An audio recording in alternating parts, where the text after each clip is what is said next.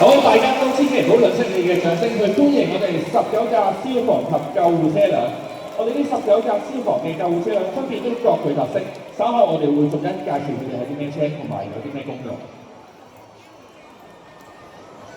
好，我哋一架就係消防電單車，咁咧佢可以喺一個狹窄嘅同埋擠塞嘅路面上靈活行駛，可以更加迅速處理火警嘅召喚。咁佢又可以處理一般嘅山火啦、汽車火同埋一啲細火嘅功能。咁佢主要係由一名消防隊目同埋資深嘅消防隊員做一個主管嘅。咁緊隨其後就係急救醫療救護電單車，佢係能夠提供更加快捷、迅速嘅救護服務俾市民，特別適用喺一啲交通擠塞、路面狹窄或者係救護車輛因為各種原因受阻未能喺召集時間到場嘅情況，會由一名受過嚴格訓練嘅輔助醫療救護隊目做主管㗎。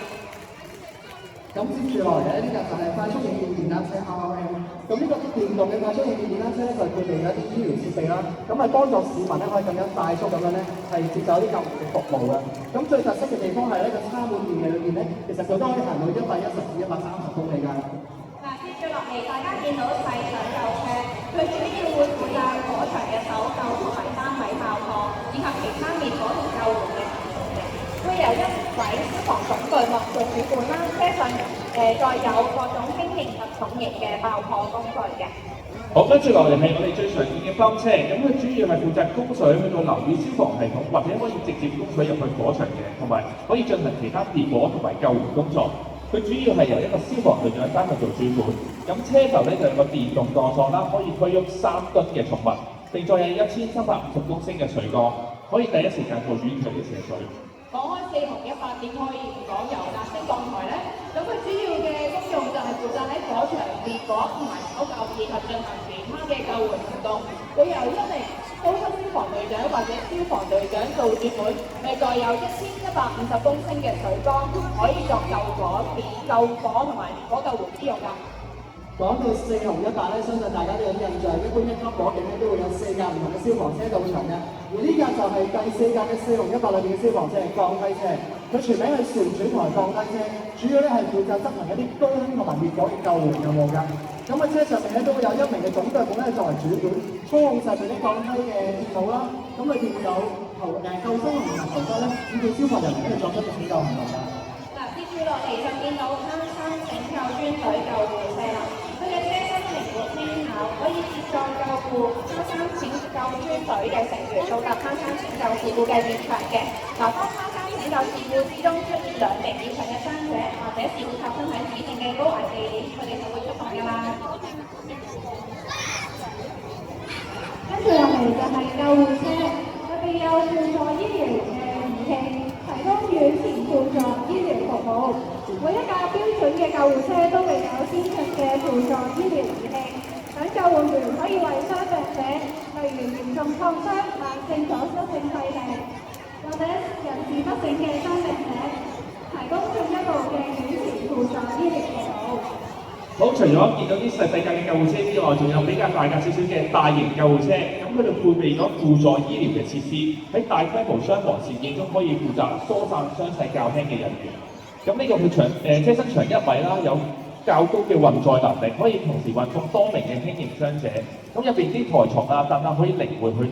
拆卸嘅，佢因應唔同嘅行動去作出調整，更有效調配資源。更加大架嘅就係輔助醫療裝備車，我哋俗稱嘅 PET 車，佢裝有唔同類型嘅救援設備同埋醫療物資，亦都存有化學物品保護袍，為大型事故現場提供支援㗎。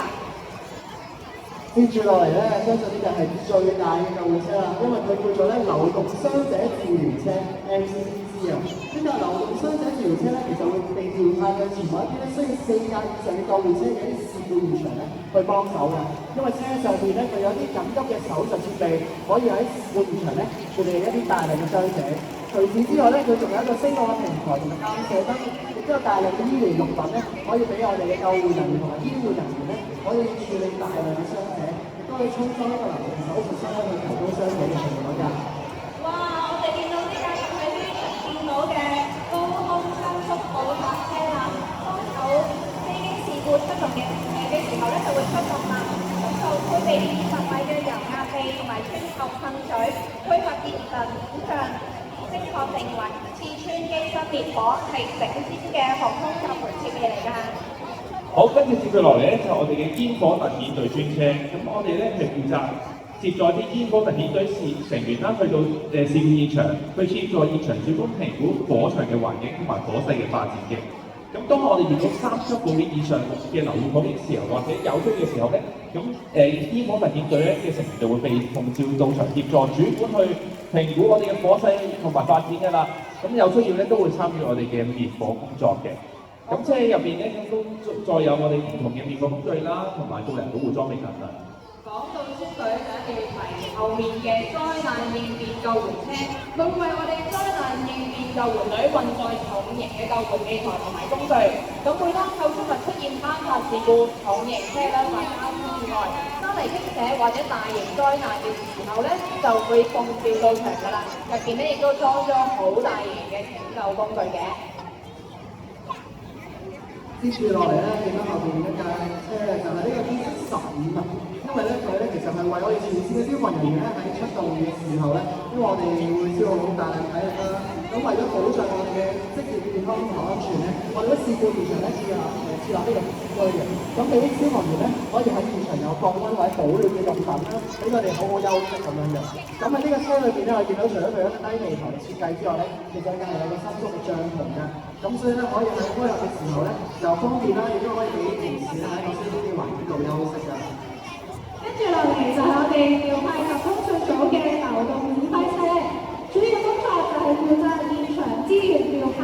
為現場指揮提供有關車輛、工具、消防同埋救護員嘅資料，評估現場嘅資源係咪足夠，確保現場通訊有效運作，同埋協助現場指揮向外發布有關現場事故嘅資料。到接住落嚟呢個車輛咧，唔好以為佢細細架，裏邊冇咩工具啊，其實佢裏邊有好多咧我哋平時見唔到嘅工具，因為咧佢呢架就係高空拯救專隊嘅支援車，佢將會接載咧高空拯救專隊咧去到達一啲高空事故嘅現場。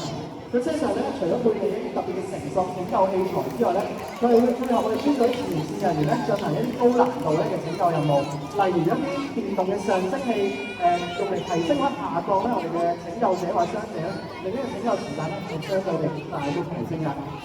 其實消防處除咗3大職位之外咧，仲有我哋工程組嘅同事㗎。咁我哋而家最後見到嘅就係工程組支援車，佢主要用作咧係流動工場為消防及拯救車輛提供緊急嘅修理服務。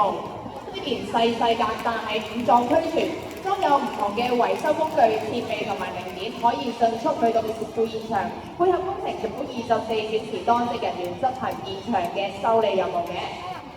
好啦，今日喺我哋面前嘅19架消防及救護車輛都各展所長，各具特色。相信大家都係第一次咁近距離見到佢哋㗎啦，大家可以快啲把握多啲機會，影多幾張相啦。7號啊，喺我哋面前咁多部消防同埋救護車，係咪要有唔同資歷先可以坐得㗎？絕對需要啊！嗱，一般咧喺一個1級火警現場咧，除咗要調派咧油壓升降台、當車臨勢搶救車，特別啱啱講過梯車船主